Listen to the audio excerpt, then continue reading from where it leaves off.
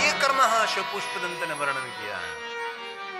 और कोई कहे मैं महादेव का परम भक्त हूं और पुष्पदंत महाराज से परिचित नहीं है, तो पूर्ण संपूर्ण शिव भक्त भी नहीं है। स्तोत्र पुष्पदंत रचित है और शिव महाप्रबंध में ब्रह्मा जी ने स्वयं ने नारद के समक्ष वर्णन किया है। हम लोग देवालय शिवालय में जाते हैं, लेकिन पूरा ही ब्रह्मांड भगवान शिव जी का शिवालय है। हमारी दृष्टि होनी चाहिए ईश्वर को देखने के लिए। इसीलिए स्वयं ब्रह्मा ने गाया, नारद शर्वो भवस तथा रुद्र अष्टमूर्ति, ये स्वयं शिव है। इसलिए हम धरती पर पैर रखते पहले धरती माता को प्रणाम करते, क्यों? ये शिव है। उठते ही हम आंख खोलते हैं, हम गगन मंडल को प्रणाम करते हैं, जल को स्पर्श करने से पहले जल को प्रणाम करते हैं, अग्नि को प्रणाम, क्योंकि सब कुछ शिव है।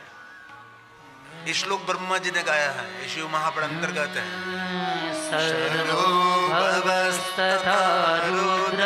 ये शिव है। उग्रो भीमः पशुपतिः ईशानाश महादेवो मूर्तय शशाष्टविश्रुतः। अष्टमूर्तियों के द्वारा भगवान शिव जगत में फैले हुए व्याप्त हैं। इसलिए ईश्वर को देखने के लिए आपकी दृष्टि बदले। अंते ब्रह्मा ने कह दिया कि नारद को ऐसा स्थान नहीं जहां भगवान शिव नहीं, धत्ते चराचरम, जहां देखो वहां शिव ही शिव है। पेड़ों में तो, पहाड़ों में तो, जंगल में तो, सरिता में, सागर में, कहां नहीं है तू? जिधर देखो इधर तो ही तू ही। जहां जहां नजर मारी भरी छे, यादी भरी छे आपने। खुनी ना खंजरो मा तू, प्रिया ना चुंबनो में तू, हरी हरी गर्जना में रहो पिंक गौंजा तू। भोजन भी तू और भोक्ता भी तू है, सब कुछ तू ही तू है।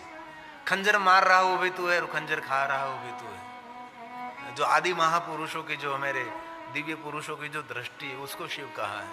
लेकिन ये दृष्टि मिलना असंभव, इसलिए ब्रह्मा ने कहा धत्ते चराचरं विश्वरूपं विश्वम्भरात्मकं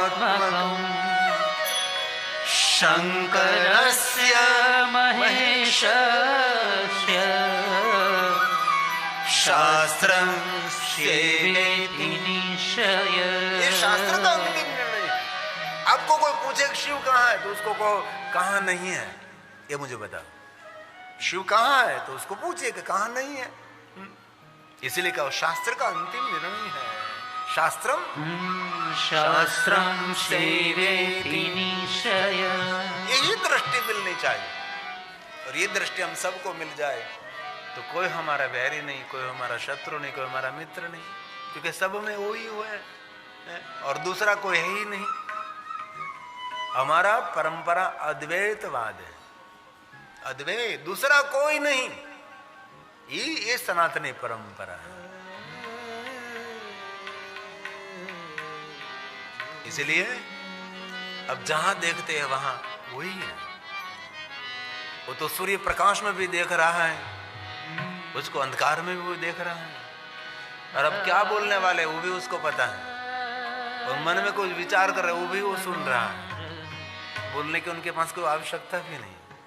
इसलिए मौन मेरे शिव की श्रेष्ठ साधना है। वाणी का मौन तो सरल है, लेकिन विचारों का मौन ये बहुत कठिन है। एक बार विचारों का मौन हो गया, समझो आप धन्य हो गए। लेकिन विचारों का मौन बहुत कम लोगों के पास रहता है। सभी लोग विचारों के मंडलों में फंसे रहते हैं, विचारों के भ्रमर में फंसे रहते, एक पल भी नहीं जाती। निरंतर निरंतर विचार विचार विचार विचार। एक विचार पूरा नहीं हुआ, दूसरा विचार शुरू हो गया। एक विचार का विराम नहीं आया, दूसरा शुरू हो गया, दूसरा, तीसरा। रोड का तो ट्रैफिक दूर हो सकता है, लेकिन विचारों का ट्रैफिक कैसे दूर करें? विचारों के ट्रैफिक में इतने फंस गए हैं कि उसका ट्रैफिक कंट्रोल करने वाला कोई है ही नहीं। पूछो आपको स्वयं को कि आप कितने विचार करते हैं। और इसमें ज्यादातर विचार नकारात्मक फालतू होते हैं, कोई काम का नहीं होता। इसीलिए विचारों पर संयम रखना। इस विचारों में से जो विचार का आप ग्रहण करते, इस विचार पर चलते, ज्यादातर सकारात्मक विचार नहीं आते, नकारात्मक विचार बहुत आते हैं। विचार शून्य होना वो भी एक ध्यान मार्ग का पहला द्वार है। और बुद्धि का संपूर्ण विश्राम विराम उसको समाधि कही जाती है। नहीं जा सकते ऐसा नहीं, जा सकते लेकिन प्रयास करना पड़ता है। बर्गर पिज्जा खाने वाले कुछ भी नहीं कर सकते हैं, जहां तहां होटल बोटल पीने वाले लोग कहीं कुछ भी नहीं कर सकते। उसके लिए तो पहले भोजन पर संयम रखना पड़ता है, तब ईश्वर के द्वार खुलते हैं।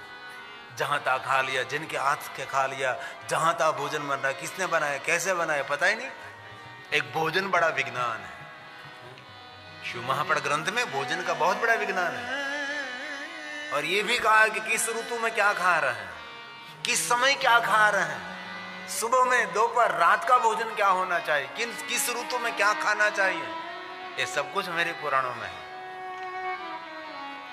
इसलिए भोजन बनाने वाले की विचारधारा क्या है, वो भी वो महत्व की बात है।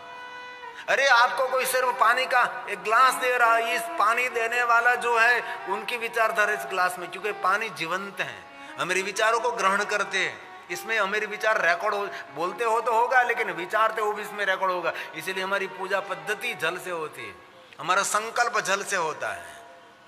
और किसी को शराब देते तो भी जल से देते हैं, इसलिए जल बला जीवंत है। इसलिए किसी ने आपको जल दिया, वो जल तुरंत नहीं पीना चाहिए, जल आपके हाथ में थोड़ी देर तक रखिए, आपके विचार जल के अंदर निरूपण करें, बाद में जल पी सकते हैं। जल हमारा जीवन है, जल से सृष्टि है, ये बड़ा विज्ञान है, बड़ा मनोविज्ञान है। जो जल में जो इतनी शक्ति भरी है तो अन्न में क्या होगा। इसलिए जहां तहां जनों के हाथ का अन्न कभी खाना नहीं चाहिए। और हम तो कहां कहां लोग खाते हैं। हमारे ब्रह्मलिन डोंगरेज बापा ये भोजन पर बहुत संयम रखने के लिए कहते थे। आपने आज से भोजन बनाया, आपने ही बनाया है, भोजन करने के लिए बैठ गए, ये भोजन पर किसी ने दृष्टि करी तो ये भोजन दृष्टि दोष वाला भोजन कहते हैं, ये भोजन नहीं खाते। किसी ने दृष्टि कर ली वो भी भोजन नहीं करते थे।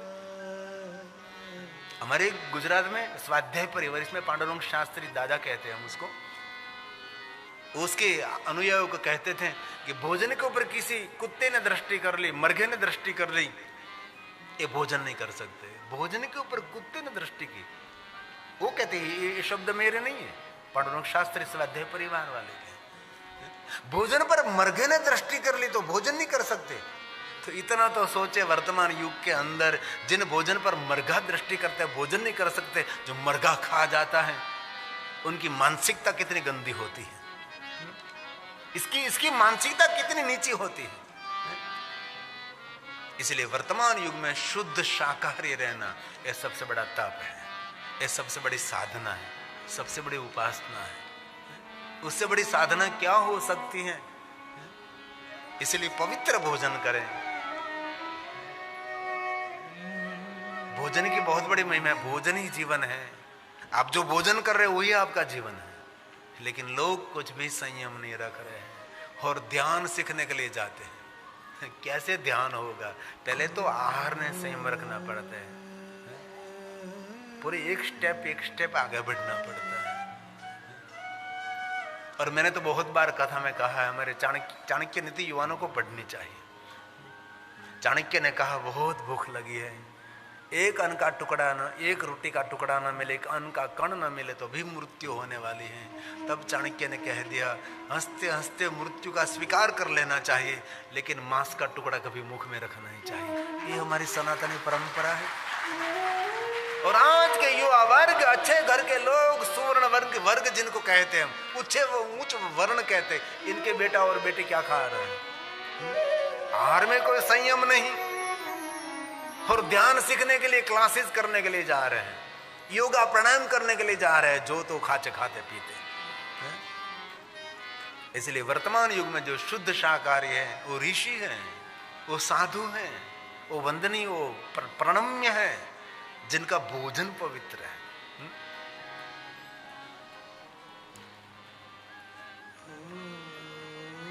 इसलिए जो कुछ दुनिया में दिखाई देता है सब कुछ शिव ही शिव है।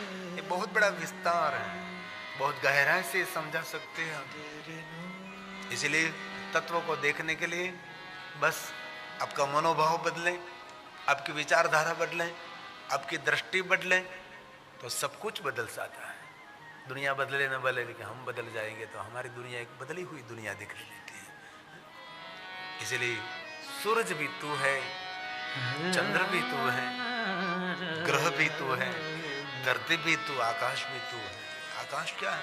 कभी कभी आकाश के सामने देखना चाहिए, कितनी विराटता है, कितनी विराटता, अंत रहित आकाश है। कभी आकाश में चमकते हुए सितारों को देखना चाहिए, क्या अजब गजब की दुनिया है। कहीं समंदर के तट पर बैठकर उछलता हुआ समंदर, उनको देखना चाहिए, उन पर सोचना चाहिए कितना जल कहां से आया होगा, ये कैसे उछल कूद कर रहा है, एक खारा कैसे बन गया। कोई घनघोर जंगल में जाकर बैठना चाहिए और चिड़ियों के चहचहाट को सुनना चाहिए कि ये कहां से सब कुछ आया है। लेकिन हमारे पास